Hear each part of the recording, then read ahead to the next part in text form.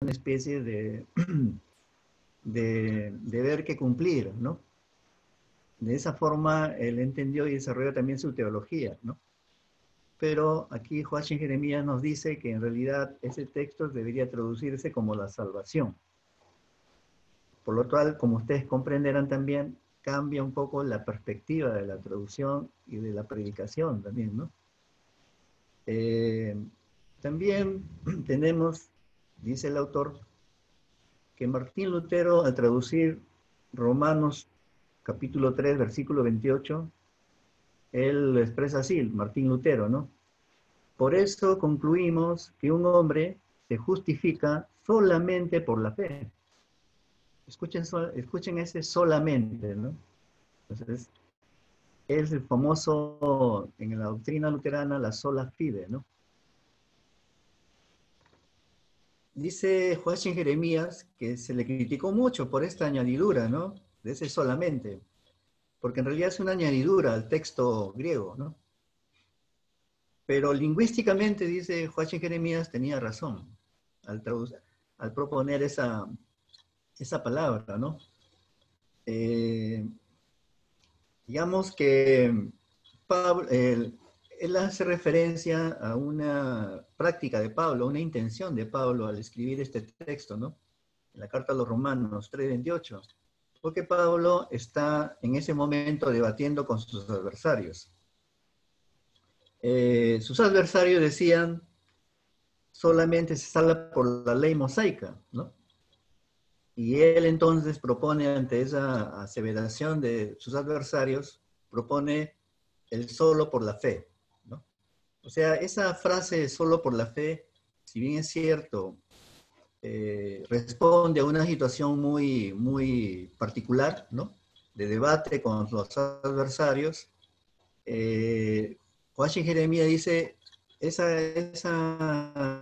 intención está bien, ¿no? O sea, va a lo central de la teología cristiana, ¿no? Solo por la fe, ¿no? Entonces, digamos que esta frase de Pablo tiene como dos líneas para entenderlo. Uno, entender que es producto de un debate, ¿no?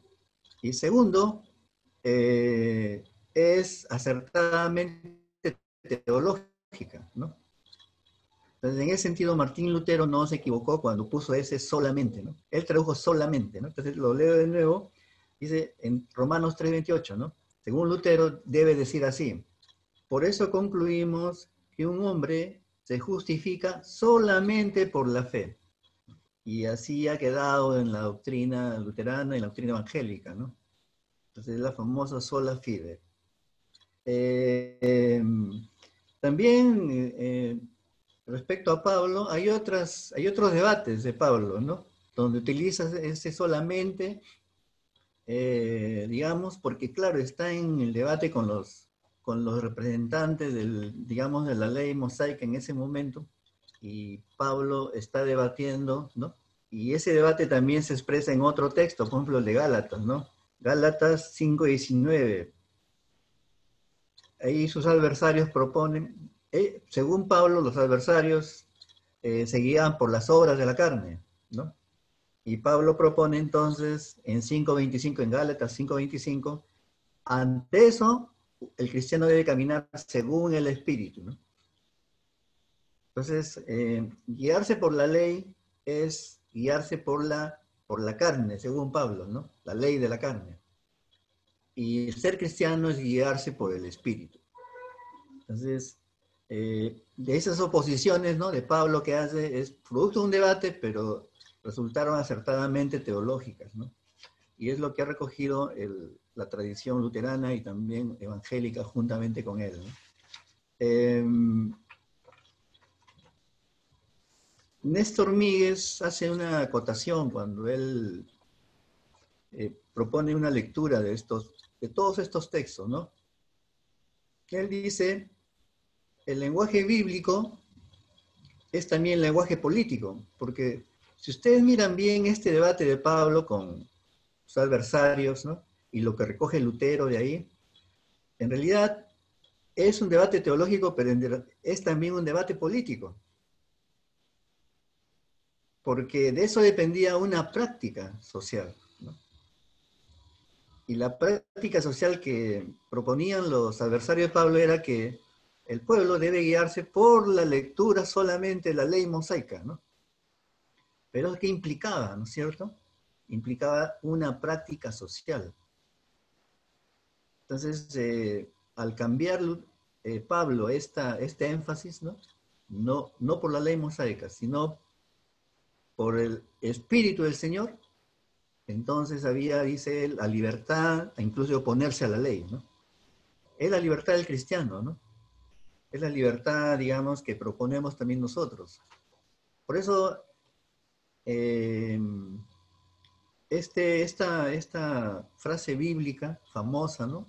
Solo por la fe, es fundamentalmente teológica, pero también política, porque implica un accionar social.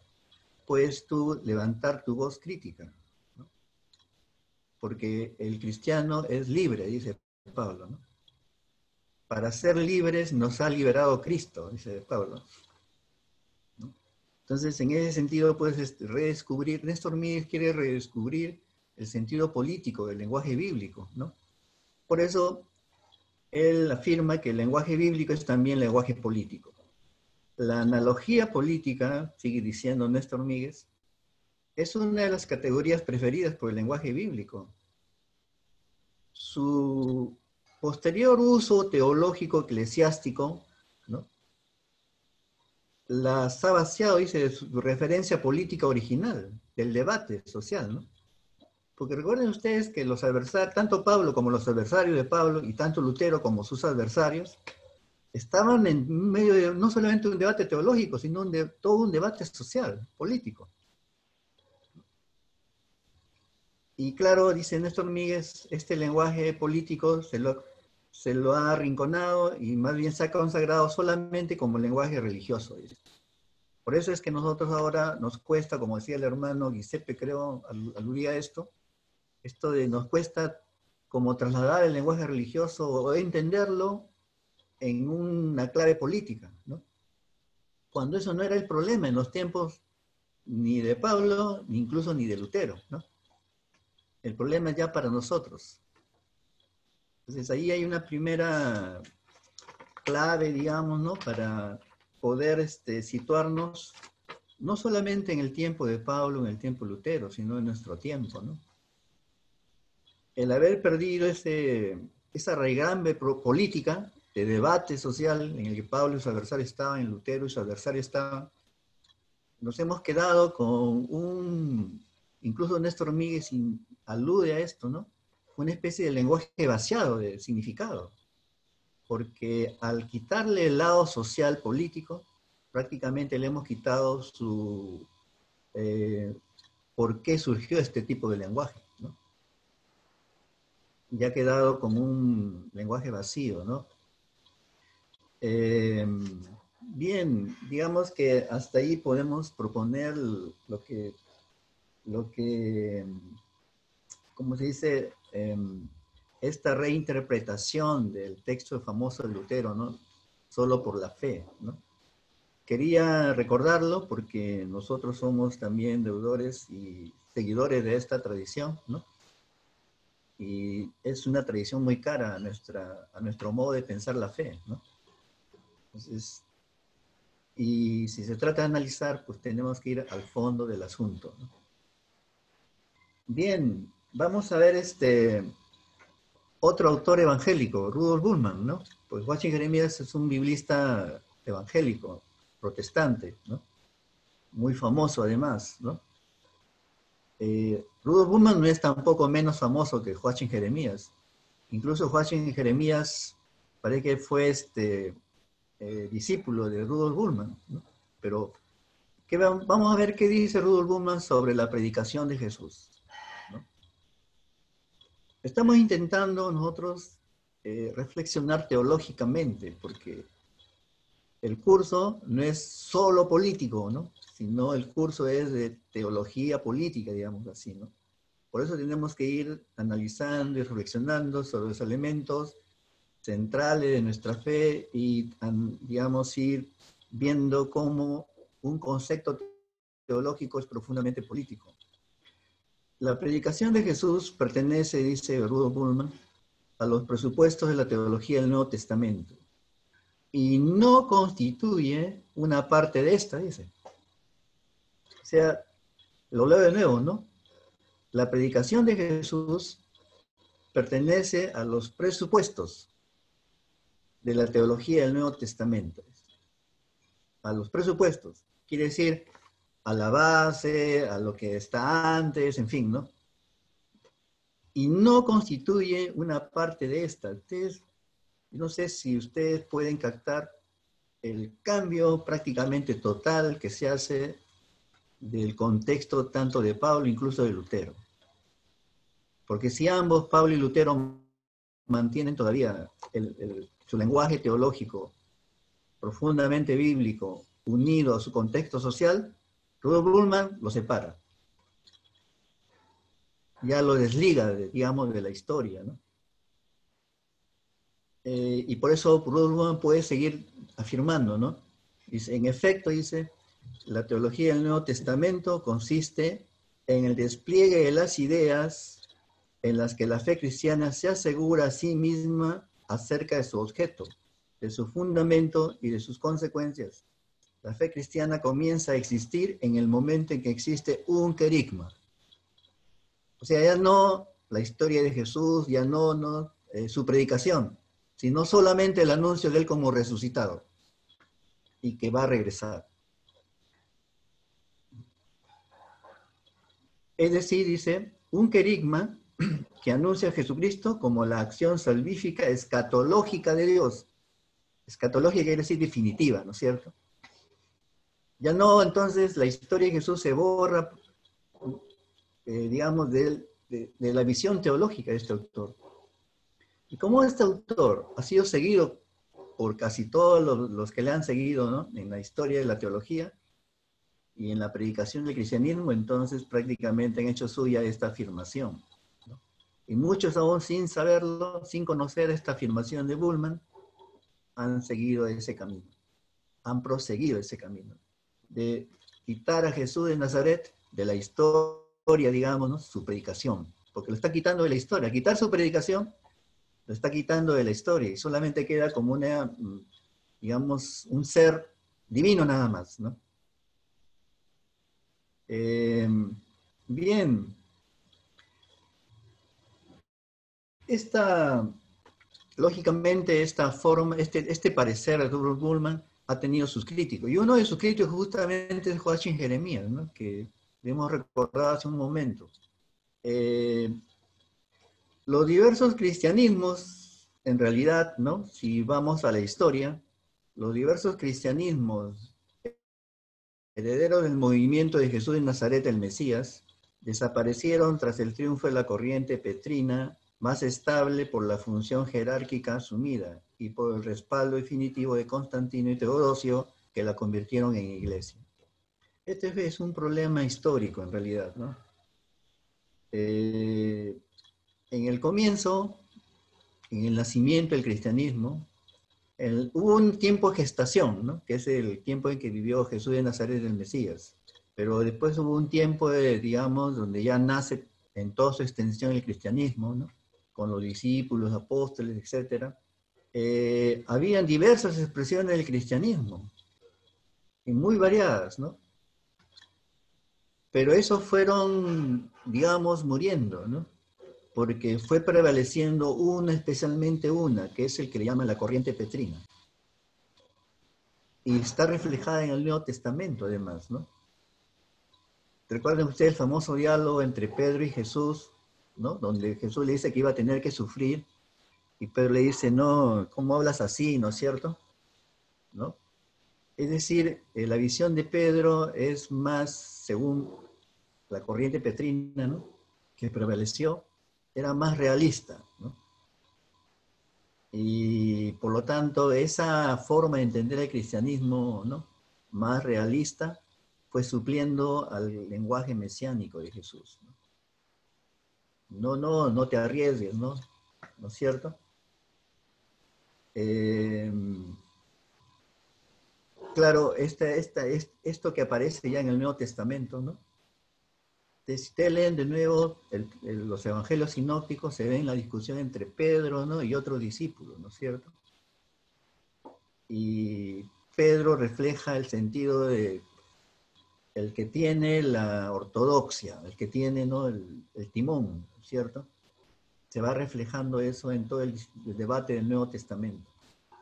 Pero finalmente esto que era quizás una expresión, ¿no? del seguimiento de Jesús, de la fe en Jesús, se convierte en la expresión dominante en la historia del cristianismo. Y este cristianismo, esta expresión de cristianismo es el que finalmente va a resultar vencedor, digamos así, ¿no? en estos debates. Y esta expresión del cristianismo de Pedro Petrino va a ser el que será aceptado por el Imperio Romano y finalmente fortalecido, ¿no? Los otros cristianismos quedaron como herejías. Por ejemplo, el cristianismo de Juan, ¿no? Peor el expresado en el libro de las Revelaciones de Juan. Ese cristianismo no iba a ser nunca aceptado, ¿no? Si el cristianismo de Juan era un crítico del Imperio Romano, el cristianismo, la expresión del cristianismo de la corriente petrina iba a ser de aceptar las condiciones que el Imperio Romano imponía en ese momento. Por lo tanto, había que adaptarse. Y hacia eso van, por ejemplo, las cartas pastorales, ¿ya, ¿no? O sea, las cartas pastorales es el culmen del camino del Nuevo Testamento, donde la iglesia ya acepta ser parte de una sociedad, ¿no? En ese caso, la sociedad romana, ¿no?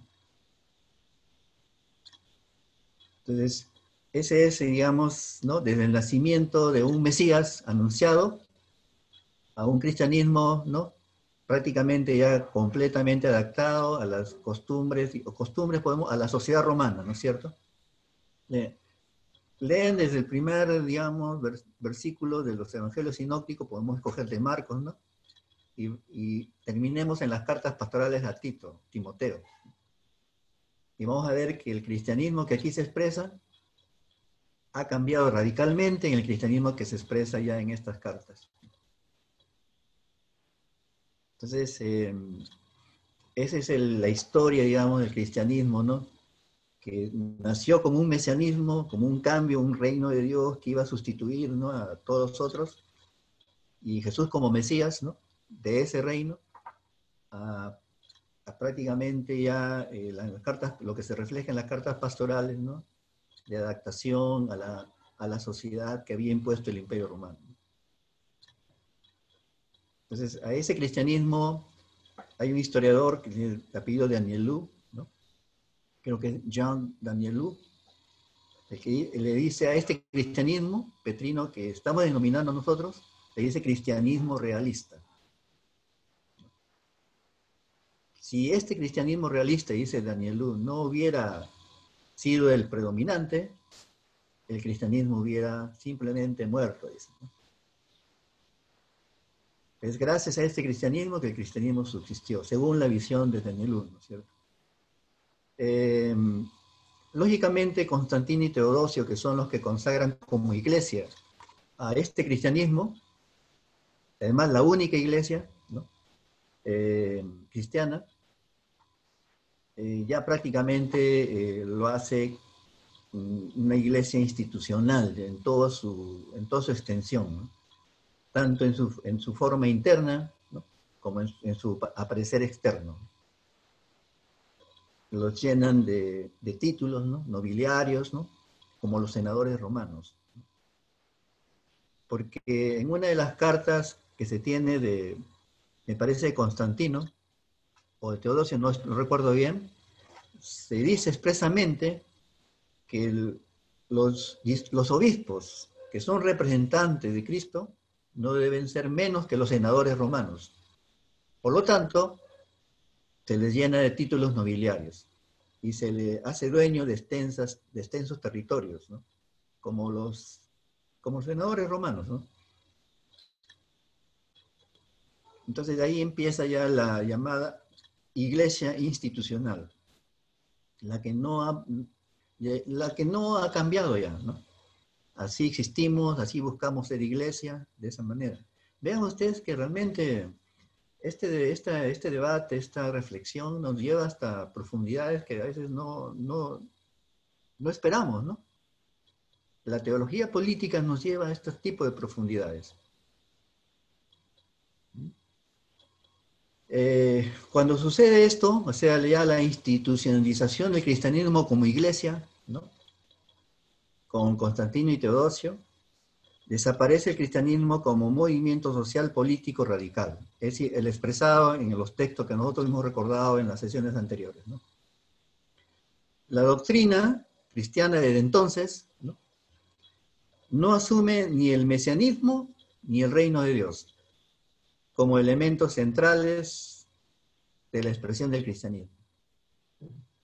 Y ustedes pónganse a pensar, si desaparece el mesianismo, Jesús el Mesías, si desaparece el reino de Dios de los elementos centrales de la expresión del cristianismo, entonces ya no queda casi nada de la historia de Jesús. Y lo que afirmaba Bullman en lo que hemos leído es el, el trayecto final de todo este ir y venir respecto al cristianismo, ¿no? Él prácticamente ya saca lo esencial del cristianismo, lo saca ya de la historia y lo pone en lo escatológico, ¿no?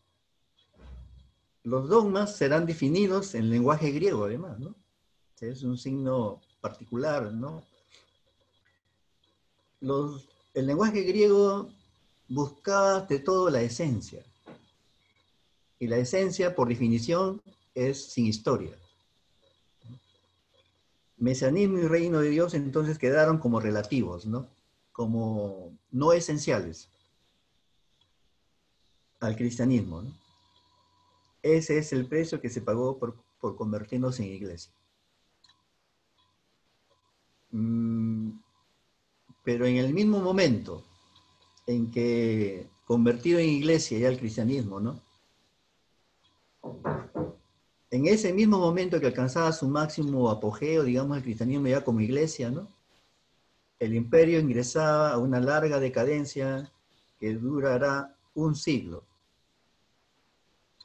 La división del imperio en occidental y oriental, recuerden ustedes con Constantino, ¿no?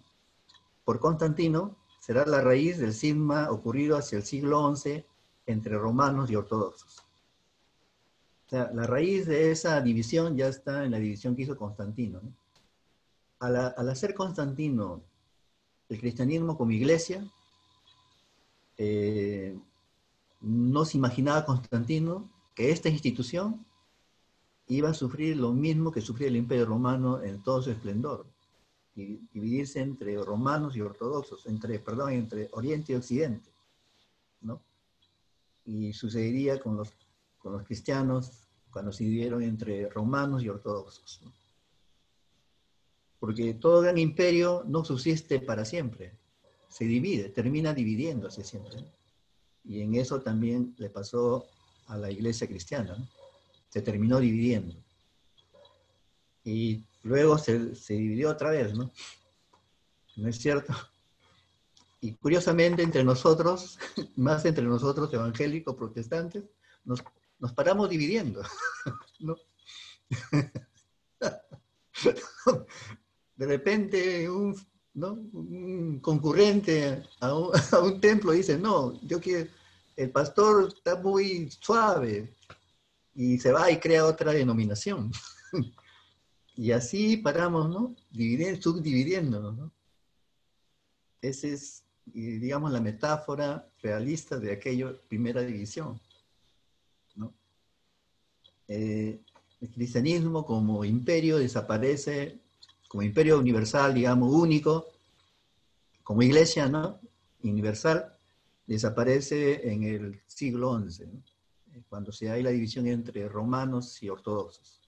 Ya se acabó, ¿no? Quedó solamente el imperio de Occidente y el imperio de Oriente, digamos. Pero como el imperio de Oriente se acabó, fue arrasado, ya no quedó casi nada, quedaron solamente ciertos obispados, ¿no? Que le llaman patriarcados, ¿no? Patriarcas. Y en Occidente sí se mantuvo, ¿no? Una especie de iglesia universal occidental, nada más, ¿no? Porque en realidad no predomina nada en el Oriente, ¿no? Y bajo esa tradición occidental somos protestantes y católicos, ¿no? Entonces, digamos que el imperio universal que pensaba Constantino, su imperio, ¿no? Y cuando institucionalizó la iglesia, el cristianismo como iglesia, han quedado en la historia, ¿no? Pero claro, a diferencia de los romanos que desaparecieron de la historia, digamos, como un imperio, ¿no? El cristianismo como iglesia de Occidente, en este caso nosotros de este lado, no hemos desaparecido, ¿no es cierto? Nos mantenemos. ¿Para qué existe la iglesia? ¿Cuál es su misión? ¿No? O sea, este debate, aunque ustedes, hermanos, piensen que es un debate solamente religioso, es un debate político también, ¿no? Que en su momento tomaba esta característica. ¿Quién es el jefe de la iglesia? ¿Pedro o todos los discípulos? Ahí comienza el debate, ¿no? Y los hermanos Juan y Santiago, no, ¿por qué, no? Y los otros discípulos paraban entre uno y otro, ¿no? Y así, digamos, a la llamada última cena, el relato bíblico, ¿no? Divididos, o sea, llegaron ahí peleándose, ¿no? Ese es el cristianismo que está como escondido, ¿no? Que no leemos, ahí está, pero no solemos detenernos ¿no? En esos detalles, ¿no? Queremos rápidamente la parte más bien, eh, ¿cómo se dice? Queremos más bien las definiciones, ¿no? Teológicas, a las verdades teológicas. Y no nos detenemos en ese detalle que los evangelios están diciéndonos, ¿no? Expresándonos. En esos detalles justamente está la historia del cristianismo. Entonces, este debate, ¿para qué existe la iglesia? ¿Cuál es su misión? Prácticamente fue en el mismo momento en que Jesús de Nazaret estaba con los discípulos, ¿no? Sean 12 o sean 100 o sean 500, ya eso francamente nunca se va a saber, ¿no? Solamente está expresado lo que tenemos en los evangelios sinópticos, ¿no? Entonces, pero por lo menos para nosotros hay dos grandes corrientes que se van dibujando ya en ese debate intra-nuevo testamentario, ¿no? El, el joánico, ¿no? Ese famoso que dice, ¿no? Que el Espíritu le fue dado inmediatamente, ¿no? Ahí nomás resucitado Jesús, y el otro más institucional, ¿no? Después de 50 días, es la versión lucana, ¿no? Entonces, son dos cristianismos diferentes, no son lo mismo. Entonces, digamos que yo propongo que hay como dos grupos eh, que se van dividiendo ya, si ustedes leen bien todo el Nuevo Testamento, hay como dos grupos que se van configurando, ¿no? Dos grandes grupos. Un grupo heredero de lo que Jesús y el reino de Dios, su mensaje, ¿no? Central, ¿no? Y por eso le dicen apocalípticos, ¿no? Algunos exégetas, teólogos bíblicos le llaman apocalípticos. No dejan de tener razón, ¿no? Porque el apocalíptico quiere el cambio del mundo inmediatamente, o sea que ya Dios va a quitar, va a deshacer todo este tipo de sociedad y va a poner su sociedad, ¿no? Esa es la razón del apocalipticismo en la Biblia. Entonces, tiene a Jesús como Mesías y el concepto de reino de Dios como central. La predicación de Jesús. Esa es una expresión de cristianismo, ¿no? Y lógicamente se entiende el movimiento de Jesús bajo esta expresión al servicio del reino, ¿no? El reino de Dios como transformador de la sociedad, ¿no? Y por eso cristianismo si bien es cierto, no renace ya como iglesia, porque no hay una iglesia que se dedique a esto, ¿no? Digamos, cristiana, no hay una denominación que diga, no, nosotros vamos por el reino de Dios, ¿no? Transformación de la sociedad, no hay. Pero sí hay cristianos, sí hay grupos de cristianos, ¿no? O sea, no muerte ese cristianismo. Y el otro grupo que se va dibujando en el Nuevo Testamento es la iglesia como institución, ¿no? ¿Qué hace? ¿Cuáles son sus características de esta expresión eclesial? Bautizar, perdonar pecados y la salvación eterna. Eh, es lo que Bullman prácticamente va a justificar con su teología, ¿no? ¿Para qué está la iglesia? Pues para bautizar, para perdonar pecados y para salvación eterna. Entonces, lo que el cristiano haga en la historia solamente va a ser tomado en cuenta su conducta muy particular, ¿no? Ya no su conducta social, o sea, que la sociedad sea socialista, capitalista, lo que sea, eso ya importa poco. O si hay hambre, no hay hambre, si hay, ¿no? No, ya no interesa, si hay injusticia o no, ¿no? Todo lo reducimos a esos tres órdenes, ¿no? Bautizar, perdonar pecados y salvación eterna. Que no es, teológicamente no están incorrectas, es solo cómo lo entendemos, ¿no? Respecto, por ejemplo, a la gente que ha perdido, que pierde, sigue perdiendo el trabajo, por ejemplo. Si lo reducimos a perdonar pecados, quiere decir que estos son pecadores. Por lo tanto, tienen que pedir perdón, en fin, ¿no? Para que les vaya bien, ¿no? O sea, teológicamente está correcto, pero la forma de entender ya los problemas sociales ya no podemos, digamos, entenderlos del todo, ¿no? Y por eso nos resultan extraños, ¿no? Estos niveles de la realidad, ¿no?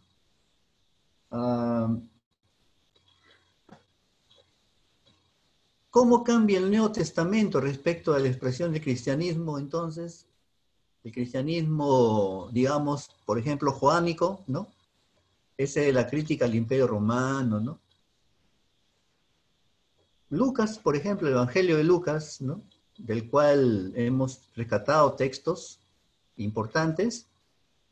Por ejemplo, llama profetisa a Ana, pero no llama profeta a María de Nazaret, ¿no? El Magnificat, el que hemos recordado varias veces ya en estas sesiones, para Lucas no es un canto profético, no es una profecía. Con esta visión de Lucas sobre María y su cántico, ¿no?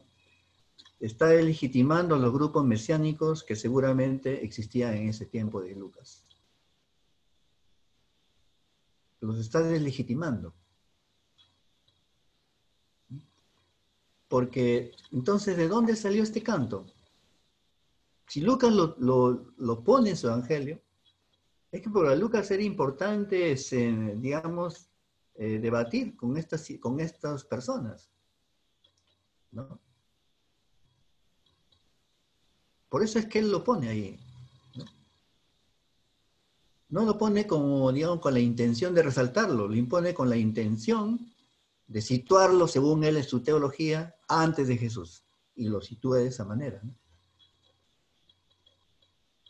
Algunos exégetas o teólogos se lo atribuyen a Lucas. Este cántico de Magnífica se lo atribuyen al mismo Lucas, pero no puede ser, pues, porque estaría en contradicción con su teología, ¿no? Y claro, estos exégetas y teólogos dicen de este canto, tampoco lo toman como profecía, ¿no? Como un, como un resumen, digamos, de la predicación de Jesús, ¿no? Sino como un esfuerzo literario, lo más, ¿no? De justificar, digamos, el cristianismo, una expresión del cristianismo del Antiguo Testamento. Es como una especie de puente, ¿no? Entre el Antiguo Testamento y el Nuevo Testamento. Y así más o menos lo tratan los exégetas y teólogos. ¿Qué es el Cántico María para estos teólogos y exégetas? Es el puente entre entender el Antiguo Testamento y el Nuevo Testamento. O sea, solo esa función cumple este cántico. Más desaparece de toda exégesis teológica, de toda exégesis bíblica, ¿no? Y nunca lo han resaltado, en realidad. Se lo resaltó en los años 70, me parece, algunos representantes de la teología de la liberación, pero solo como una especie de como bandera, nada más, pero ya no entró al análisis teológico. Por ahí leí un folleto, me parece a mí, sobre, no sé qué autor, no recuerdo, pero ahí está el Cántico del Magnífica. Pero lo toma como, digamos, como un folletín, ¿no? Como si este cántico fuera algo que anecdótico, ¿no? Y no como central. Y precisamente en este cántico se expresa, digamos, la expresión más política quizás del Nuevo Testamento, exceptuando el libro de Revelación de Juan, que realmente sí es profundamente político, ¿no? Porque en ese cántico del Magnífica se dice cómo va a ser posible el reinado de Dios, ¿no? Entonces, para terminar esta parte, ¿no? Esta parte estoy introduciendo el tema. ¿Cómo nosotros podemos entonces, los cristianos de América Latina, podemos pensar nuestro cristianismo, ¿no? Algunos, no algunos, realmente lo veo muchos, ¿no? Dicen, hay que rescatar los textos griego y hebreo, ¿no? Porque rescatándolos, aclaramos las tergiversaciones que se han hecho a lo largo de la historia. Por eso apuestan, ¿no?, a enseñar, digamos, cursos bíblicos donde el griego y el hebreo sean digamos, los que dominen el campo de la enseñanza, ¿no? Es una buena apuesta, ¿no? Pero vean ustedes, lo que está expresado en el Nuevo Testamento en griego es el griego del primer siglo, ¿no? Y los autores dentro del Nuevo Testamento son actores también del primer siglo.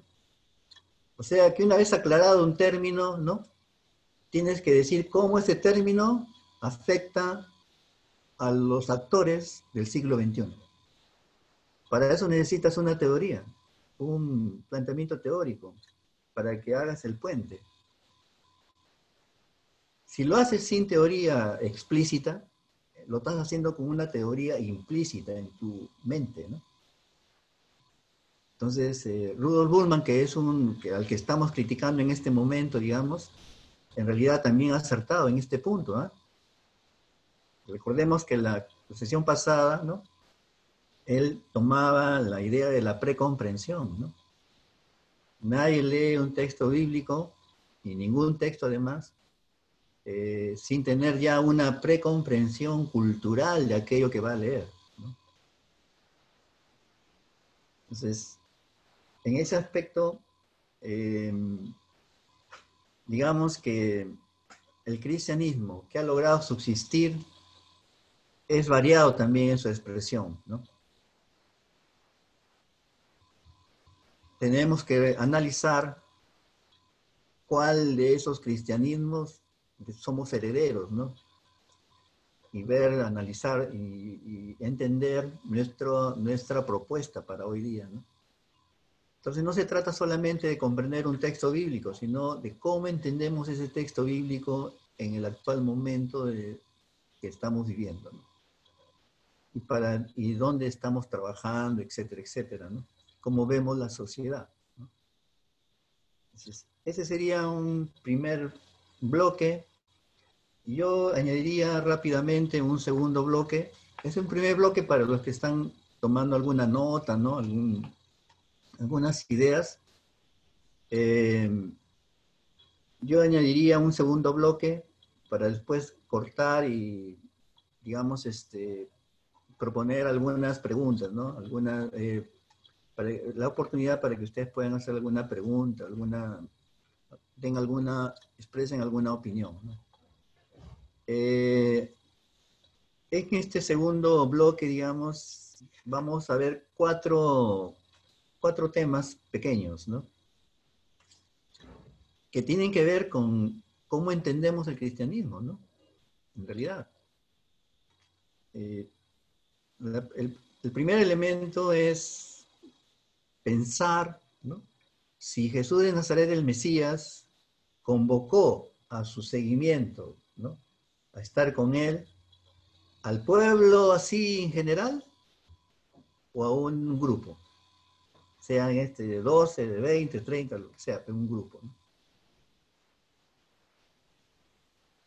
Fíjense ustedes que ese es un punto muy neurálgico para entender el cristianismo. Porque cuando Constantino y Teodosio lo convierten en iglesia, entonces la iglesia se acostumbra a hablar a todo el mundo, ¿no? Por ejemplo, cuando sale el Papa Romano a hablar en su balcón, ya no lo hace por la cuarentena, la pandemia, ¿no? Él lanza sus famosos, cuando sale al balcón del Vaticano, ¿no? Para hablar ahí a todos los peregrinos que vienen de todas partes del mundo, lanza sus famosos mensajes Urbi et Orbi, dice, ¿no? O sea, para todo el mundo, dice. No dice a los cristianos, dice a todo el mundo. Y claro, mucha gente dice, ¿no? Mucha gente dice, ¿y a mí qué me interesa a mí saber lo que él piensa? ¿No? Porque claro, no son cristianos, ¿no? Pero el Papa Romano cree que él debe hablar a todo el mundo, ¿no? Cuando medio mundo no le interesa mucho lo que él pueda decir, ¿no? Pero esa actitud, esa costumbre, nació con el Imperio Romano, ¿no? Pues claro, algunos teólogos y biblistas dicen, no, pero eso está en la intencionalidad del mensaje, es cierto, es teológicamente correcto. Pero uno tiene que entender que si en este caso el Papa Romano no sale a hablar a un balcón, no está hablando pues como religioso, está hablando también como político, ¿no? Ese es un acto religioso, pero también es un acto político. Porque qué pretensión, qué gran pretensión de este señor, vamos poniendo en los pantalones de alguien que no le interesa, de hablar así a todo el mundo. ¿Por qué? ¿No? ¿Con qué derecho? Es como si saliera, no sé, cualquier presidente, por ejemplo, el presidente de nuestro país, saliera al balcón del palacio y dijera, este mensaje es para todo el mundo. ¿Qué? Los demás países dirían, ¿por qué a nosotros? ¿Será para su país? ¿No? ¿Te dan cuenta un poco del alcance político ¿no? de esta actitud, de esta costumbre romana? ¿No? Que es muy diferente, ¿no? En la predicación, ¿no es cierto? En la predicación, pues, se tiene la intención, ¿no? De que la fe cristiana, pues, alcance, ¿no? A todos los hombres y mujeres, ¿no? De este mundo. Ese sí es estrictamente teológico, ¿no? Pero salir ahí a hablar con la pretensión, ya ese es un acto político, ¿no? Ustedes saben que la idea central movilizadora de la praxis de Jesús de Nazaret el Mesías fue la del reino de Dios, ¿no? Pero ¿acaso a todos se exigió, a todos, toditos, se exigió lo mismo que le exigió, por ejemplo, a los discípulos? No, no, no exigió a todos lo mismo, ¿no?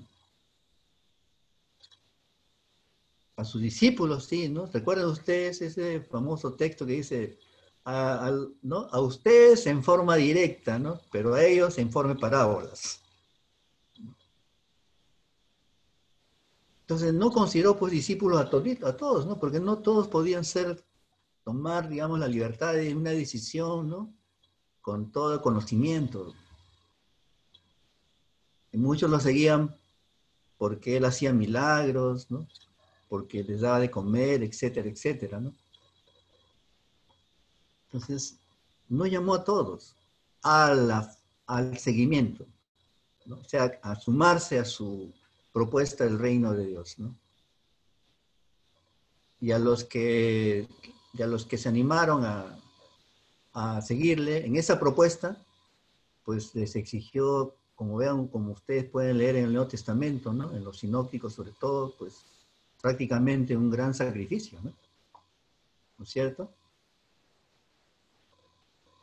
Recuerden ustedes que ese famoso diálogo con el joven rico, o el rico como le podamos llamar, ¿no? Si quieres ser perfecto, ese perfecto es el cristianismo, precisamente, ¿no?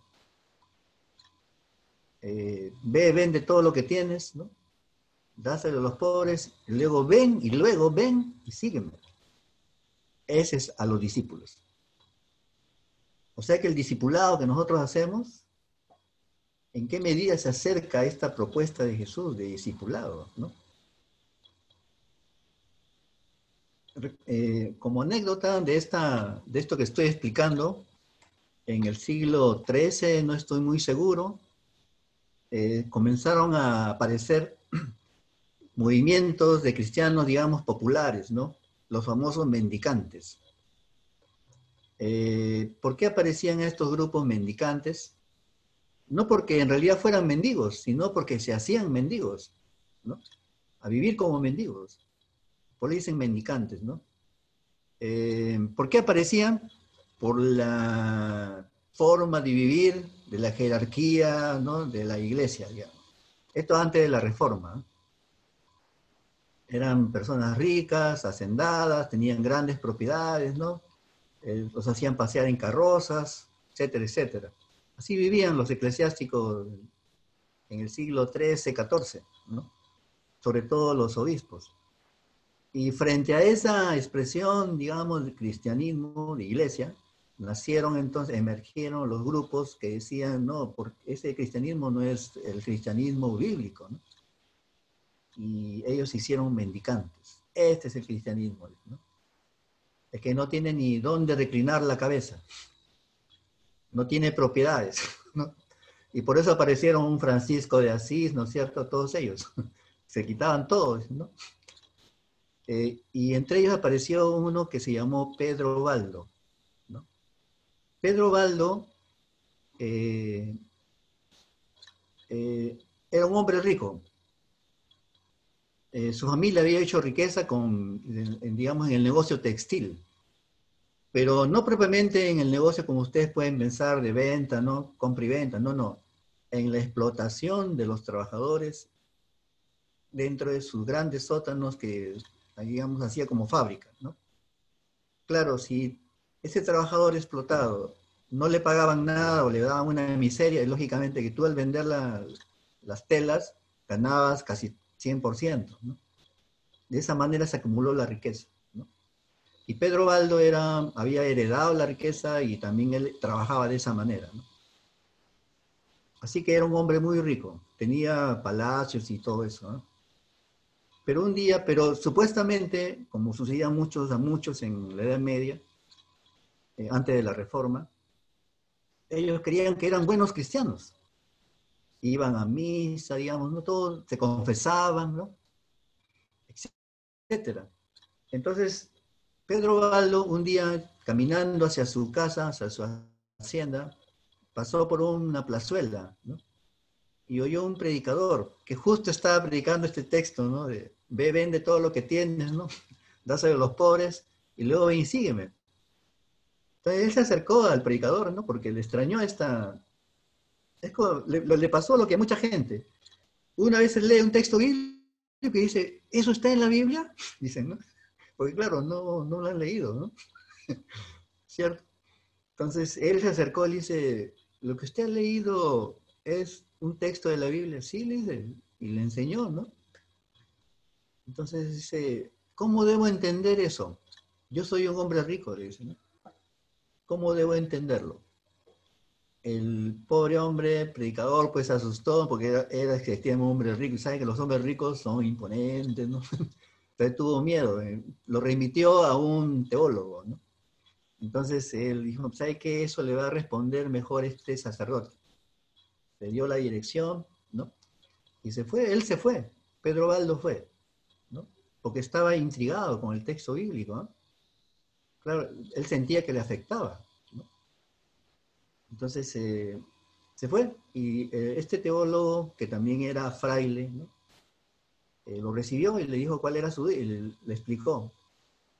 Y le dijo, le preguntó Pedro Baldo si eso lo tenía que tomar al pie de la letra o había que ser interpretado. Y el teólogo le dijo, no, tienes que entenderlo al pie de la letra, tal y como está, tal y como dice el texto. Ustedes sabrán que Pedro Baldo ya no pudo dormir desde ese vez, ¿no? Le daba vueltas y vueltas y vueltas hasta que un día se decidió. Vendió todo, ¿no? Todas sus propiedades, y a sus trabajadores los repartió, ¿no? Todo lo que había ganado, dejando una parte para su esposa y sus hijos. Pero él se quedó sin nada y se despidió de su familia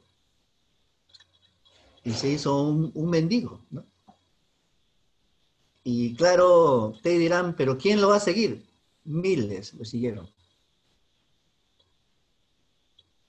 Por eso el movimiento valdense, digamos, histórico, tiene ese nacimiento, ¿no? Miles, no solamente en Lyon, donde él vivía, en Francia, sino ya en varias ciudades de Francia. Se convirtió en un movimiento internacional. Y claro, como predicaban, ¿no? Yo les voy a leer un texto de ese movimiento, en realidad, ¿no? Los comenzaron a perseguir, porque claro, no solamente se hacían pobres, sino criticaban a la iglesia, o sea, la jerarquía eclesiástica, ¿no? Por sus riquezas, ¿no? Entonces, yo les voy a buscar el texto donde ellos expresan su punto de vista, ¿no? En la historia, ellos fueron llamados, en latín, los pauperi Christi, los mendigos de Cristo, ¿no? A ver, vamos a ver si lo encuentro en el libro, ¿no? Aquí debe estar.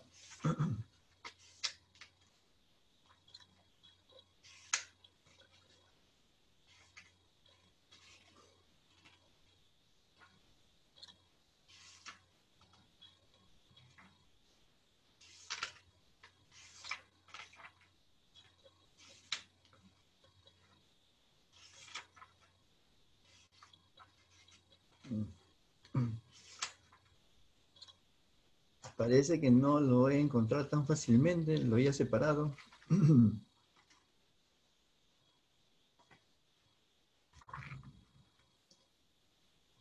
Si me permiten un minuto, voy a intentar buscarlo. Ya, aquí debe estar.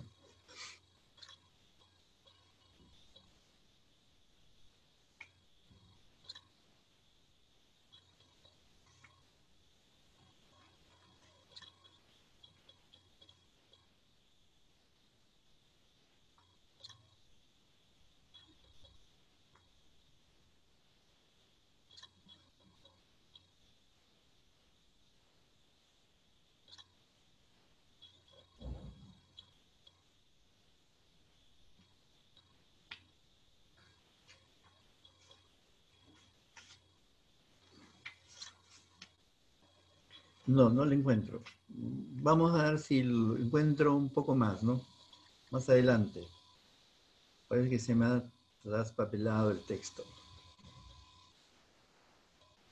O de repente aquí está.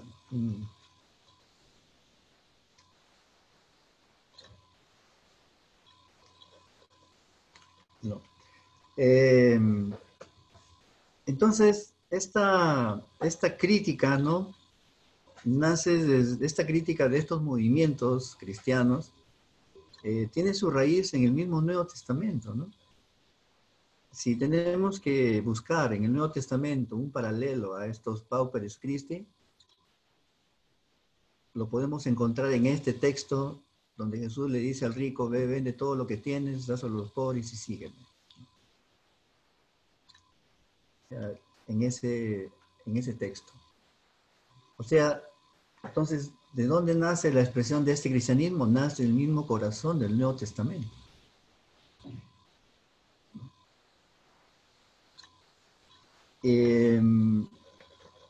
Entonces, ¿qué predicó Jesús? Ahí viene, ¿no? Un poco el cuestionamiento, ¿no? Porque si hay una expresión del cristianismo muy de vida, muy no pípara, ¿no es cierto?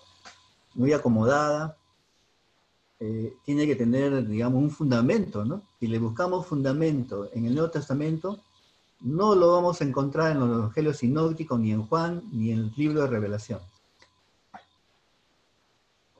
Y no en todas las cartas de Pablo. Lo vamos a encontrar en las famosas cartas pastorales. Porque las cartas pastorales ya no cuestionan ni siquiera nada de lo que, del estilo de vida de la sociedad romana, ¿no? Cuestiona algunas cositas, ¿no? Cosas, sí, por ejemplo, la forma de vivir, como adulterio, etcétera, etcétera, ¿no es cierto? Tienes que tener una sola mujer, bueno, ¿no? Todo eso se puede decir que alguien que pueden ser cuestionadores de la sociedad romana, ¿no es cierto? Pero ya no en la dimensión que Jesús de Nazaret ejerció su predicación, ¿no? Por eso le damos una definición de reino de Dios, un acercamiento, ¿no? hacia este concepto, ¿no? Reino de Dios es su idea de la sociedad que se adhiere, es la idea de Jesús de Nazaret, ¿no? Que se adhiera al proyecto de Yahvé, dicen, ¿no? Ya no se usaba el nombre de Yahvé en el tiempo de Jesús. Habría sido demasiado escandaloso porque se consideraba irreverente, y no solo irreverente, sino blasfemo, ¿no? Mencionar el nombre de Yahvé. Ya no se mencionaba, estaba, digamos, prohibido, ¿no? Pero el Dios de Jesús, cuando Él habla del reino de Dios, es un Dios tomado de la experiencia bíblica, de los orígenes de Israel. Así que debiéramos pensar que si Jesús hubiera tenido la libertad de usar ese nombre, habría hablado del reino de Yahvé. No era el intento de reproducir exactamente lo que había existido 1200 años antes, sino en las condiciones nuevas de desorganización de las familias y de las aldeas, cuando tierras enteras se habían convertido en haciendas, propiedad de terratenientes. Estamos hablando del tiempo de Jesús, ¿no? En estas nuevas condiciones, Jesús está tratando de renovar, de hacer vigente el proyecto del reino de Yahvé, que fue el proyecto de Moisés, que Moisés, Josué y Gedeón habían liderado unos 1200 años antes de Jesucristo. O sea, Él no está inventando un nuevo proyecto, Jesús de Nazaret el Mesías. Él retoma ese proyecto del reino de Yahvé liberador, ¿no? Que era una tradición antiquísima, ¿no? Que se remontaba a los orígenes del pueblo de Israel, cuando fueron esclavos, dice, en Egipto, ¿no? Entonces, en ese sentido, la predicación de Jesús de Nazaret comienza a ser retomada, ¿no? Entonces, es a partir de los años 60 y 70 donde eso se da con fuerza, ¿no? No solamente en el mundo intelectual, teológico, bíblico, sino también en el ambiente cristiano popular, ¿no? Es los famosos años 70, 80, donde existió con fuerza, en ese momento, lo que se llamó aquí en América Latina teología de la liberación, ¿no? Entonces, retomó esa tradición libertaria, digamos, ¿no? Por eso, si ustedes revisan la literatura de esos años, prácticamente casi muchos libros, revistas, hablan de Jesús liberador, ¿no? Porque intenta, digamos, fundamentarse en esa reflexión sobre el reino de Dios, de Jesús de Nazaret sobre el reino de Dios, ¿no? Entonces, en ese sentido, hay toda una literatura, ¿no? Que se iba apagando en estos, los años 90 y ya en este siglo XXI, se iba apagando porque, claro, ya también se fue apagando el espíritu un poco contestatario en la sociedad, ¿no? Y ha predominado más un espíritu ya, digamos, mm, marcado por la difusión de la tecnología informática, ¿no? Entonces, la tecnología informática, eh, contraviniendo en este el punto del sentido, ¿no? Porque alguien puede decir, pero yo estoy en redes sociales y tengo 2.000, 3.000 amigos, ¿no? Sí, pero muchos de esas personas son seres solitarios, ¿no? Entonces, ha profundizado el individualismo, ¿no? Se ha profundizado el individualismo en este siglo XXI. Y lógicamente de esa vivencia de individualista, digamos, de experiencia individualista, de solamente tener una amistad virtual, digamos, ¿no? En realidad hay que preguntarse si con esa vivencia se puede uno entender el Evangelio, ¿no? Entonces yo creo que ahí merece una reflexión todo eso, ¿no? Porque quiero terminar con esta idea, esta parte. Fíjense, la sociedad de Jesús era una sociedad en la cual todos se entendían colectivamente. La vivencia era cara a cara. Todos se conocían en los pueblos, como ocurre todavía en algunos pueblitos, ¿no? De la sierra, ¿no? Todo el mundo se conoce, como que todo el mundo es familia casi, ¿no? Eh, Así era la sociedad de Jesús. Nadie podía entenderse como un lobo solitario, digamos, ¿no? Y el que nacía en esa sociedad entendía que su vida dependía de todos los demás, de conocerlos, de entablar relaciones interpersonales, ¿no? Nadie pensaba en sí mismo en realidad en ese tiempo. La forma individualista que nosotros tenemos de salir en la vida, ¿no? Como un Robinson Crusoe, simplemente no estaba en el chip cultural de ellos. Ellos salían colectivamente o no salían, ¿no? Como pueblo. Pues a veces nos cuesta entender por qué personas venidas del Oriente Próximo, ¿no? ¿Por qué ese raigambre colectivo, ¿no? De entenderse colectivamente. Mi pueblo, dicen, ¿no? O sea, ese fue la raigambre, la idiosincrasia de los tiempos de Jesús. No había forma de que una persona diga, me salvo yo. No, todo el pueblo. Entonces, esta característica lo ha resaltado la historiografía moderna, ¿no? La sociología moderna, la sociología emparentada con la antropología, ¿no? Han ido rescatando todos estos detalles, ¿no? Conceptos de cómo se entendía la gente de ese entonces, ¿no? Entonces, digamos que ahí, por ejemplo, hay una diferencia entre esa forma de pensar o de pensarse persona a la forma como nosotros nos entendemos, ¿eh?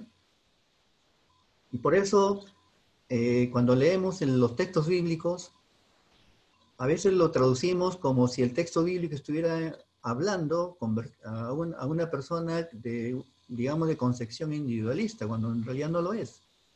Está hablando a seres que se sienten colectivos. Es una cultura colectivista, en realidad. Entonces, por eso es que la idea de Jesús del reino de Dios es en sentido colectivo, no es en sentido individual, es sentido colectivo. Entonces, partiendo de ahí es que tenemos que, digamos, releer nuevamente los textos bíblicos, ¿no? Y entenderlos intentar entenderlos tal como ellos lo entendían, ¿no? Por eso es que entender la sociedad, esa sociedad, solo religiosamente, no la terminemos de entender. Tenemos que entenderla religiosa y políticamente, ¿no? Por eso el mensaje de Jesús es religioso, pero también político. porque estaba dirigido a una sociedad que se entendía no solamente religiosamente, sino también políticamente. El comportamiento social, político de un pueblo se entendía a partir de su comprensión, ¿no? Su comprensión de la divinidad, y entre ellos Israel, ¿no? Entonces, Jesús propone entender la historia de su pueblo a partir de la revelación de Dios como bien leído el texto, como Yahvé liberador, ¿no? Esa es la gran tradición que Jesús de Nazaret el Mesías rescata, ¿no? Digamos, o intenta vivir en el momento que él está predicando, ¿no? Bien, hasta ahí entonces una parte. Yo quisiera cortar, digamos, aquí un momento para dar paso a unas preguntas o bueno, alguna opinión de parte de los alumnos, ¿no? Si alguien quiere, pues, participar, ¿no? Puede hacerlo.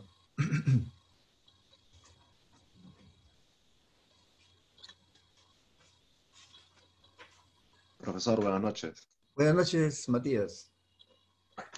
Disculpe, ¿cuál es el libro de Rudolf Bultmann que usted estaba citando? Teología del Nuevo Testamento. Así se Teología del llama. Nuevo Testamento. Sí. Esa afirmación que yo he expresado está en ese libro. Ahora, usted presentaba el caso de que la sociedad en los tiempos de Jesús es muy diferente a los tiempos actuales, ¿no es así? Así es. Eh, ¿Cómo podríamos adaptar entonces nosotros, cuáles serían nuestras propuestas para aplicar el evangelio que conocemos a una sociedad individualista como la es ahora? Y seguir esa pregunta, creo que primero debería ser, ¿en qué momento nos volvimos tan individualistas? Creo que usted mencionó que fue por la tecnología, ¿no es así? En un elemento, ¿no? En estos últimos años ese ha sido el elemento determinante, ¿no? Pero en realidad fue antes, ¿no? No sé si ya te respondo o No, no. dejo que tú termines de tu reflexión. Ahora sí puedes responder la pregunta. ¿Cuáles serían las propuestas para presentar el evangelio en esta sociedad tan individualista? Yo diría, Matías, que primero hay que entender cuáles son los elementos que presenta el Nuevo Testamento, ¿no? Y los elementos que estoy presentando, pues, ayudan a entender el Nuevo Testamento, ¿no? Ahora, eso, lo que estoy presentando tendría que complementarse con la lectura personal, ¿no? De los textos bíblicos, ¿no? Y si tienen yo creo que en Internet pueden encontrar los textos bíblicos y también su traducción, ¿no? Del original griego, digamos, ¿no? Para los más exigentes, ¿no? Pero bajo mi punto de vista, lo que propongo yo en el libro La ternura política de Dios, los elementos que presento allí, ayudarían de muchas maneras a entender, digamos, cómo hay que leer la parte bíblica, ¿no? Y vivir de acuerdo a esas exigencias bíblicas hoy día, ¿no? Porque de eso se trata, ¿no? No se trata de leer la Biblia y vivir como si estuviera en el siglo primero, ¿no? Sino ahora en el siglo XXI, ¿no? De hecho, es un proceso personal no exento de crisis, ¿no? O sea, la persona que intente, digamos, entender la Biblia y al mismo tiempo vivirla, ¿no? En este siglo XXI, no va a ser una persona libre de crisis personal. De alguna manera le va a tocar. Es lo que el Nuevo Testamento llama la crisis de conversión, ¿no? O sea, hay que convertirse, dice, ¿no? En, la, en, en palabras de Pablo, hay que cambiar de mentalidad, dice Pablo, ¿no? Y creo que es lo mismo para nosotros, ¿no? Cambiar, convertirse, es lo que tú llamas, bueno, ¿en qué momento nos hicimos individualistas? Entender eso en tu proceso personal, en tu vida personal, es un punto inicial. O sea, lo que nos diferencia a nosotros, que estudiamos la Biblia y somos cristianos, ¿no? Es que nosotros entendemos nuestra vida, propia vida, implicada en el proceso, ¿no? De entendernos dentro de una sociedad. Por ejemplo, para alguien que estudia matemáticas, pues tiene que saber solo matemáticas, ¿no? Y depende de su cerebro, nada más, ¿no? Pero nosotros no. Al estudiar teología o adentrarnos en el campo de la Biblia, teología, es nuestra vida la que se implica allí, ¿no? Y esa es la diferencia entonces entre nosotros y otras personas que estudian otras cosas, otras materias, otras profesiones, ¿no? Y por eso es que nos provoca crisis, ¿no? Pero no nos preocupemos, sin crisis no hay forma de convertirse, ¿no? Y claro, esa sería la primera condición. La segunda es no te desligues tus cursos bíblicos, teológicos en tu iglesia, ¿no? Siempre hay que estar, ¿no? eh, apuntándose, estudiando, ¿no? Cada vez más. Y tercero, ser muy franco por experiencia estoy diciendo esto, ser muy franco con tu pastor, ¿no? Todas las dudas, ¿no? Todas las preguntas hay que hacerlas a él. Y cuarto, ir delineando, ¿no? Apuntando, describiendo tu proceso, ¿no? Porque eso es precisamente va a ser el corazón de tu predicación. Y desde dónde vas tú a entender, ¿no? El mensaje de Jesús expresado en el Nuevo Testamento, que tiene que ver con una mente colectiva, ¿no? ¿Cómo entenderlo hoy, ¿no? Colectivamente. Y no sé si has estado, creo que has estado en la primera sesión, lo voy a recordar después también. ¿Cuál es la principal preocupación de Dios expresada en los textos bíblicos y en el Nuevo Testamento? Y lo había dicho yo, si uno lee, por ejemplo, el Antiguo Testamento, siempre se va a encontrar con tres grupos de personas que Dios tiene muy en cuenta cuando habla con los que le encargan una misión. El pobre, el huérfano y la viuda. Siempre. Y después en algunos textos le añade el extranjero, ¿no? Ustedes recuerdan, ¿no? La proclamación de Jesús en el Evangelio de Lucas, ¿no? Bienaventurados los pobres, ¿no? O sea, no es forma de salir de esa condición, digamos, ¿no? De escapar, mejor dicho, a esa propuesta, ¿no? Recuerden que Pedro Aldo intentó, ¿no? La pregunta de él era si había que tomar el texto, ese texto donde pide dejar todo, vender todo, ¿no? Literalmente, o hay que darle una interpretación distinta, ¿no? Porque claro, si le decían, no, fíjate que eso puede ser interpretado como que tú puedes dar de vez en cuando, entonces, lógicamente, él hubiera quizás seguido ese camino, ¿no? Pero no, como le reafirmaron que había que tomar el texto literalmente, entonces él no tuvo más escapatoria que hacer aquello que el texto decía, ¿no? Respecto a nosotros, tenemos que descubrir ese punto, ¿no? De conversión, cómo tomamos nosotros, o cada uno de nosotros, esa propuesta de Jesús del reino de Dios, ¿no? Y el reino de Dios es un don y una tarea colectiva, no es de uno solo. Bien, solamente he dado unas ideas, ¿no? Porque en realidad la pregunta que hace Matías es una pregunta que abarca todo el curso.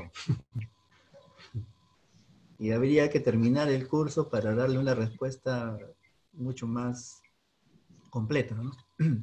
Y profunda.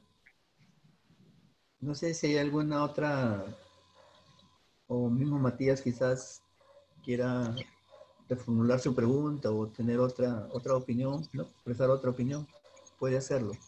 Pastor, Sí, bueno, la iglesia, o sea, esa sociedad o esa nueva sociedad, ¿no? Que estableció Cristo, esa es sí, la iglesia, ¿no? Que se llama la iglesia, y la ya, práctica está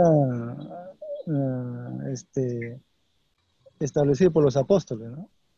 Y toda la iglesia del primer siglo está escrita en los Hechos de los Apóstoles. Entonces ahí está la- el inicio, digamos, de la vida cristiana y también del evangelismo, ¿no? La forma, el sistema que han impartido ellos. Y ahí está el modelo, la práctica, ¿no?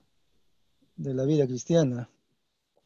Entonces ahí parece que ellos no confrontaron primordialmente con la jerarquía, con la estructura establecida, ¿no? De la sociedad pagana, digamos. Ahí estaban los romanos, básicamente, ¿no? Y más bien Pablo y todos sus enseñanzas dan de respetar la autoridad y estar sujeto. Y también los siervos estar sujetos a los amos, pero sí con amor, obedecer, respetar, ¿no? Entonces, parece que no iba tanto con para confrontar la estructura, sino este, enseñar, propagar los valores y de esta manera, pues construir, ¿no? La iglesia, ¿no? O el pueblo de Dios en base al amor, la paz. Eso también de la anterior, la enseñanza pasada, ya, la Biblia dice, por ejemplo, en el Antiguo Testamento, ¿no? No con espada, ¿no? No con mi fuerza, más con mi Santo Espíritu. O sea, el pueblo de Israel antes era la fuerza, había guerras para liberar, ¿no? La fuerza, todo. Pero ahora en el Nuevo Testamento, bajo el nuevo pacto de Cristo, ya pues es con su Santo Espíritu, ya no con espada, sino con Santo Espíritu. Entonces, eso es lo que han hecho los apóstoles y también hasta hoy, ¿no? Entonces, ¿qué me puede decir al respecto? eh, gracias por tu intervención, ¿no? Eh, bueno, en primer lugar, lo que tú has expresado es, Ananías, ¿no? Lo que Sí, tú has sí, expresado es la teología, digamos, que se predica, ¿no? claro, No solamente en las comunidades, sino, creo yo, en todas las iglesias cristianas. Es lo que, es lo que digamos, es la expresión oficial, es una expresión teológica oficial, ¿no? Eh, que está fundamentada lógicamente en lo que los textos bíblicos expresan, ¿no es cierto? Como tú muy bien lo has recordado, ¿no? ujú, Para intentar, digamos, una opinión diferente, es necesario entonces ejercer eh, una actitud crítica, ¿no? Respecto al mismo Nuevo Testamento, a los textos que ahí se le explican, ¿no? Y, y el uso de las ciencias, digamos, que nos aproximan al significado de cómo fue la sociedad de ese tiempo, ¿no? Esa definición que has dado es una definición que arrancó desde el mismo Nuevo Testamento y se afianzó cuando Constantino y Teodosio eh, crearon, digamos, lo que nosotros conocemos ahora como iglesia cristiana, ¿no? Entonces, ese fue la interpretación, digamos, oficial, ¿no? O sea, lo que tú has expresado es lo que se dice desde ese entonces, se dice hasta ahora, ¿no?